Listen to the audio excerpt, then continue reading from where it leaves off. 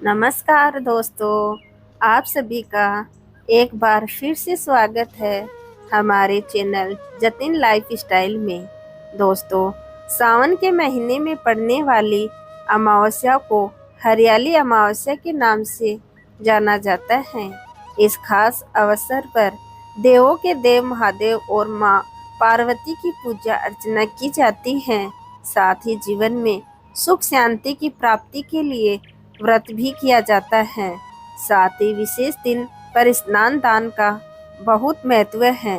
वैसे तो अमावस्या तिथि पर भगवान विष्णु और पितरों की पूजा अर्चना की जाती है, लेकिन सावन में पड़ने वाली अमावस्या पर भगवान शिव और माँ पार्वती की पूजा की जाती है। हिंदू धर्म में हरियाली अमावस्या का बहुत महत्व है। हरियाली अमावस्या सावन माह के कृष्ण पक्ष को पड़ती है।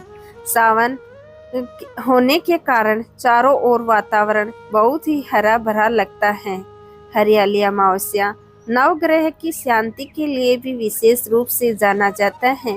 सावन की अमावस्या को हरियाली अमावस्या इसलिए कहा जाता है क्योंकि यह समय पौधे लगाने के लिए बहुत अच्छा माना जाता है।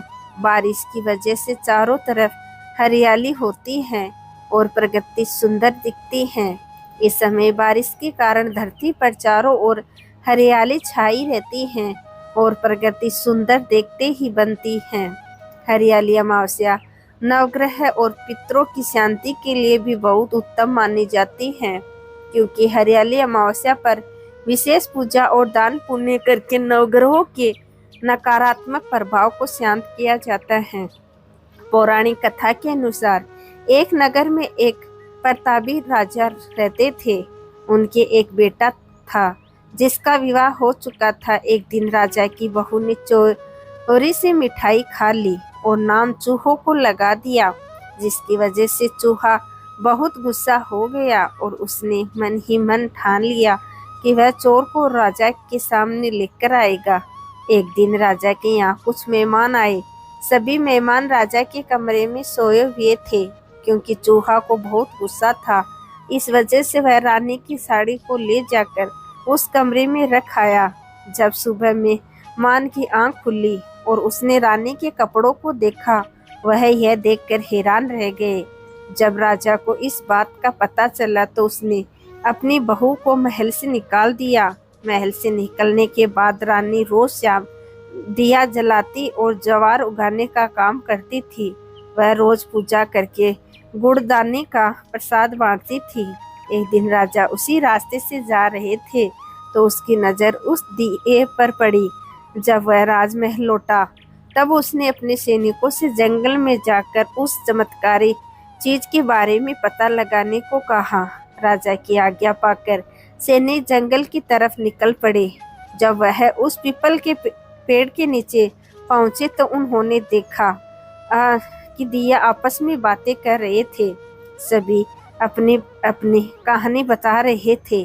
तभी एक शांत दिए से सभी ने सवाल किया कि तुम भी अपनी कहानी बताओ। यह सुनकर शांत दिए ने कहा कि वह रानी का दिया है। उसने आगे बताया कि रानी ने मिठाई की चोरी की और नाम चूहे पर लगा दिया। मिठाई की चोरी की वजह से चूहे ने रानी के कपड़े मेहमान के कमरे में रख दिए और बेकसूर रानी को सजा मिल गई। सैनिकों ने दिए की सारी बातें सुन ली और यह बातें सैनिकों ने राजा को जाकर बताई। राजा को जब इस बात का पता चला तो उन्होंने रानी को वापस महल में बुलवा लिया और महल में वापस आने के बाद रानी खुशी खुशी रहने लगी। हरियाली अमावस्या का धार्मिक महत्व। हरियाली अमावस्या का धार्मिक महत्व अनेक पुराणों और शास्त्रों में वर्णित है। यह दिन भगवान शिव और माता पार्वती की आराधना का श्रेष्ठ समय माना जाता है। इस दिन शिवलिंग पर बेलपत्र, धतूरा और अन्य पूजन सामग्री अर्पित करने से विशेष फल की प्राप्ति होती है। मान्यता है कि इस दिन व्रत और पूजा करने से सभी प्रकार के पापों से मुक्ति मिलती है और जीवन में सुख समृद्धि का वास होता है। नारद पुराण के अनुसार श्रावण मास की अमावस्या को पितर दान, होम और देव पूजा और वृक्षारोपण आदि शुभ कार्य करने से अच्छा फल की प्राप्ति होती है। हरियाली अमावस्या की पूजा विधि। इस दिन प्रातः काल स्नान कर शुद्ध वस्त्र धारण करें और पूजा स्थल को स्वस्थ कर वहां पर शिवलिंग या भगवान शिव की प्रतिमा स्थापित करें। हाथ में जल लेकर व्रत और पूजा का संकल्प करें। भगवान शिव के सामने आसन पर बैठकर ध्यान और प्रार्थना करें। शिव मंत्रों का उच्चारण करते हुए जल और गंगा जल से शिवलिंग का अभिषेक करें। पंचामृत से शिवलिंग को स्नान कराएं और पुनः शुद्ध जल से अभिषेक करें। इसके बाद शिवलिंग पर चंदन, अक्षत और पुष्प अर्पित करें। भगवान शिव को बेलपत्र और धतूरा अर्पित करें। धूप और दीप जलाकर भगवान शिव की आरती करें। आरती के बाद भगवान शिव को फल और मिठाइयाँ का भोग अर्पित करें। ओम नमः शिवाय मंत्र का जाप करें।